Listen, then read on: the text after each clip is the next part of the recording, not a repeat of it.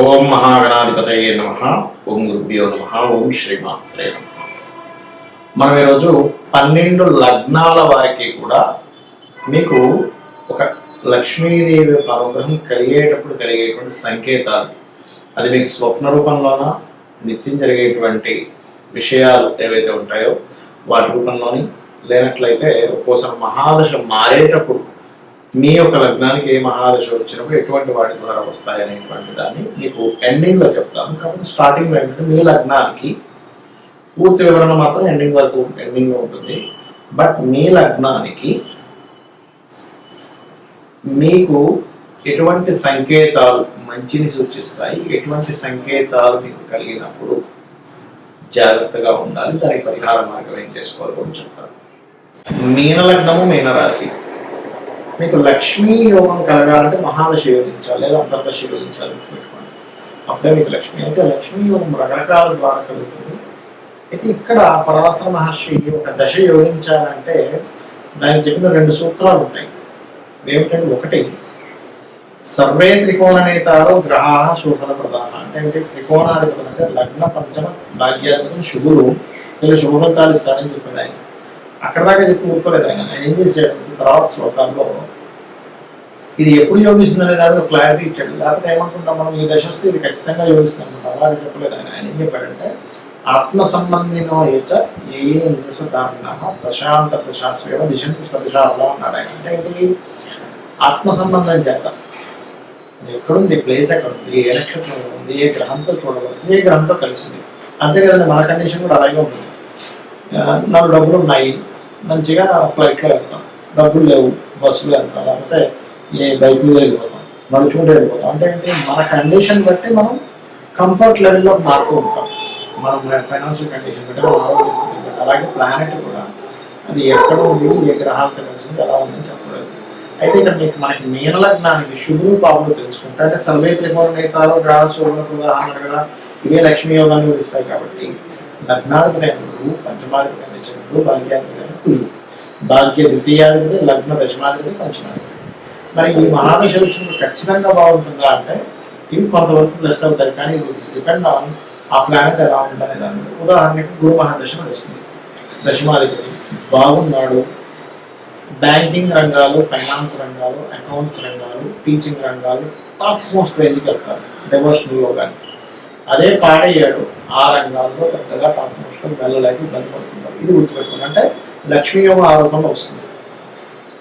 స్వప్నం కూడా ఏంటంటే ఏదో గనులు దొరికినట్టు ఇట్లాంటి వస్తాయి మంచి స్వప్నాలు అయితే. అయితే ఇక్కడ మీకు ధనాధిపతి మహాదశ వచ్చింది అనుకోండి, ధనాధిపతి మహాదశ వచ్చింది, నాకేంటి గోల్డ్ డబ్బులు వస్తాయడానికి లేదు. ఈ కుళ్ళు పాడైతే తండ్రి ఇచ్చిన దానిలో కూడా ఇది పోగొట్టుకుంటారు, లేదా వేరే ఎక్కడికో వెళ్ళి ఇన్వెస్ట్మెంట్ చేసి పోగొట్టుకుంటారు. కాబట్టి కుళ్ళు బాగున్నాడు, అద్భుతంగా ధనయోగం కలుగుతుంది. అది కూడా ఫ్యాక్టరీస్, భూములు, వీటి వల్ల వస్తుంది. మరి ఇదే చంద్రుడు అని చెప్పాను. ఇంకో కోణాలు చంద్రుడు, కేతువు కూడా శుభులు అవుతారు. చంద్రుడు కనుక బాగున్నాడు, సంతానం కలిగినప్పటి నుంచి లక్ష్మీ యోగం, సంతాన లక్ష్మి, సంతానం కలగడం ద్వారా లక్ష్మీ యోగం కలిగిస్తుంది. ఇది బాగున్నాడు, పాడయ్యాడు, ఫ్రెండ్స్ ద్వారా ఇబ్బంది పడతారు, అనవసరం ప్రేమలో మహారాజు వాటి మూలంగా వెళ్ళి ఇబ్బంది పడతారు. కేతువు బాగున్నాడు, మంచి ఆధ్యాత్మిక యోగం. ఇప్పుడు పాపుల జోలికి వెళ్దాం. అంటే ఈ లగ్నానికి పాపులని ఎవరు చెప్పారు, పరాశర మహర్షి. ఎవరెవరు అని చెప్పారంటే శని, గురుడు, శుక్రుడు, అదేవిధంగా రాహు అండ్ రవి పూర్వజన్మ కర్మకారుడు అవుతాడు. అంటే ఏంటి, రవి బాగున్నాడు అనుకోండి, తండ్రి నుంచి వివేచన కలిసి వచ్చాడు, అసలు తండ్రి నుంచి మంచి కమ్యూనికేషన్స్ ఉంటాయి. అంటే తండ్రితో లింకప్ ఉంటుంది మీకు పూర్వజన్మ కర్మ. పాడయ్యాడు అనుకోండి, తండ్రి నుంచే ఇబ్బంది వస్తూ ఉంటుంది. అంటే తండ్రి ద్వారానే ఇబ్బంది పడతారు, తండ్రి గురించి మీరు ఇబ్బంది పడతారు, లేదా తండ్రి మీ గురించి ఇబ్బంది పడతారు. ఈ కాంబినేషన్ ఉంటుంది. అయితే ఇక్కడ మనం పాపుల విషయం కనుక తీసుకుంటే, పాపులు మీనలగ్నానికి శని అని చెప్పారు. అంటే ఏంటి, శని పాడయ్యాడు అనుకోండి, ఏదో లాభాలు వస్తాయని ఇన్వెస్ట్మెంట్ చేసి ఇబ్బంది పడుతూ ఉంటారు. అంటే శని బాగుంటే ఇన్వెస్ట్మెంట్స్, లాంగ్ టర్మ్ ఇన్వెస్ట్మెంట్స్ బాగా కలిసి వస్తుంది. అంటే మీకు శని మహాదశ వస్తుందంటే అది ఎలా ఉందో చూసుకోండి. అది మీకు ఈ ఫలితాలు వస్తున్నాయంటే శనిగ్రహం దగ్గర దీపారాధన చేయండి, కేతు కుజగ్రహాలు దీపారాధన చేయండి, ఖచ్చితంగా బాగుంటుంది.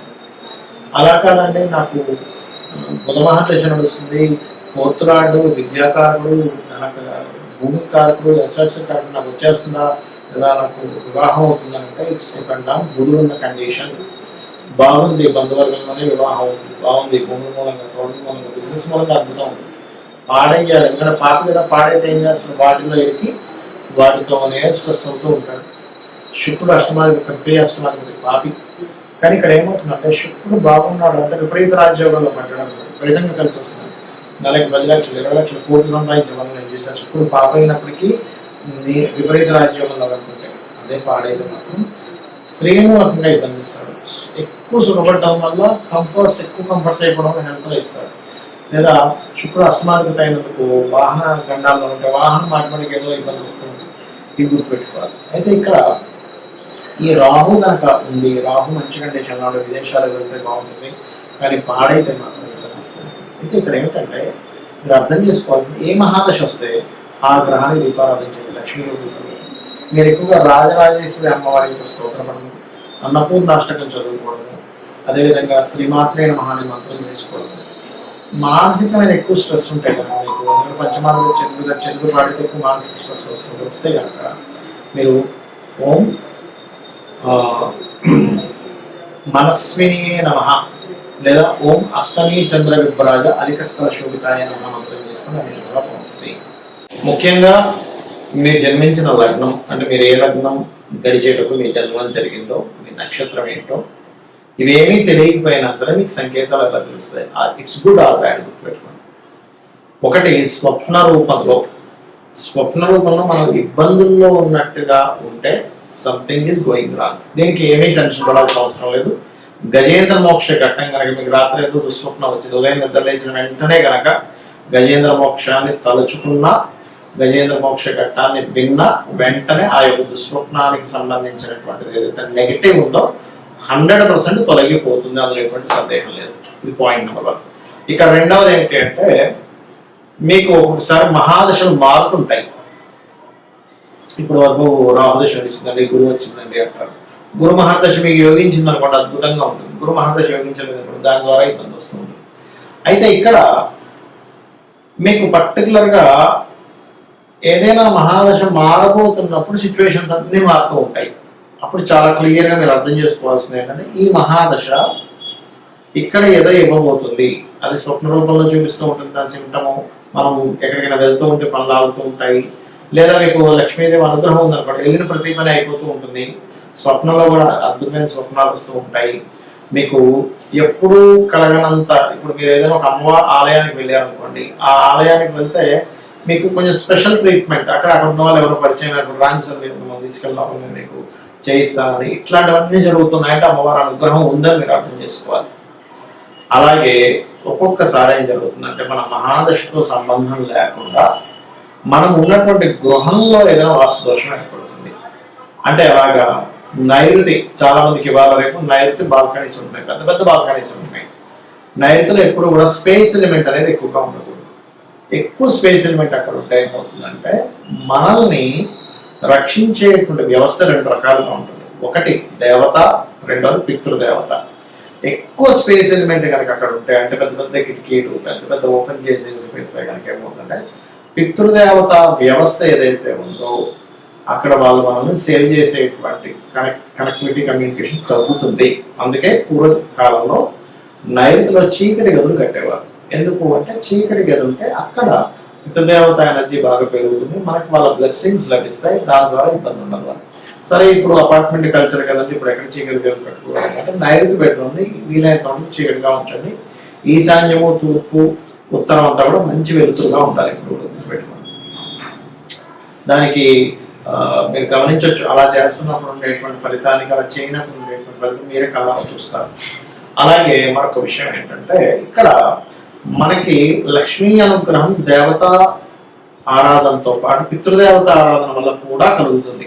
అది ఎలాగంటే రోగం రాకపోవడం కూడా లక్ష్మీ అనుగ్రహమే. ఆకస్మికంగా ఇబ్బందులు పడుతున్నాము అంటే దానికి బయటపడుతున్నామంటే కూడా లక్ష్మీ అనుగ్రహమే. అంటే ఇబ్బంది పడ్డా కూడా బయటపడగలుగుతున్నామంటే.